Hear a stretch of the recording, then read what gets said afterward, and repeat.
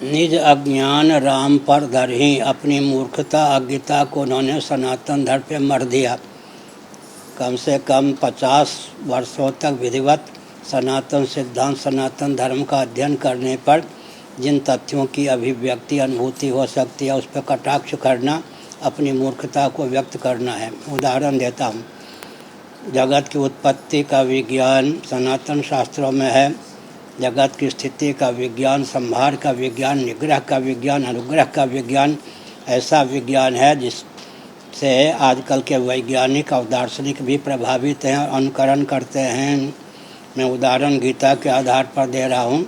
अव्यक्तादीनि भूतानि व्यक्त मध्यानि भारत, अव्यक्त निधनानि एव तत्र का परिदेवना।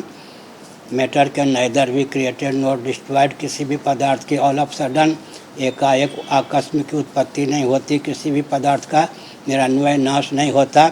इसका कौन खंडन कर सकता है। साथ ही साथ गीता का ही मैं उदाहरण देता हूँ। मयाध्यक्षेण प्रकृति श्रूयते सचराचरम हेतुनानेन कौन्तेय जगत विपरिवर्तते। यह जो दार्शनिक सिद्धांत है गीता में सन्निहित, matter is nothing but energy, energy is nothing but soul, soul is the super source of energy, ये भी सिद्ध हो जाता है। अब हम उदाहरण देते हैं।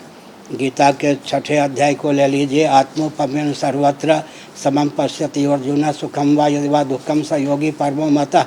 We must do to others as we wish them to do to us. This is the golden rule of life. किस दृष्टि से? तत्व की दृष्टि से तो कोई सनातन सिद्धांत को चुनौती नहीं दे सकता।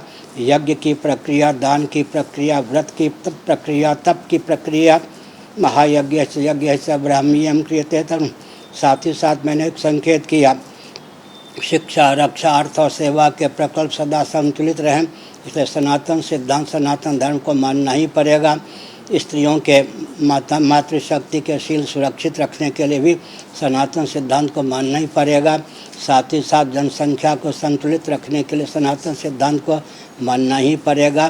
दार्शनिक धरातल पर, वैज्ञानिक धरातल पर, व्यावहारिक धरातल पर कोई भी सनातन सिद्धांत को या धर्म को चुनौती नहीं दे सकता है। अपनी मूर्खता को प्रकट करके उपहास का पात्र होना कथन उचित नहीं है।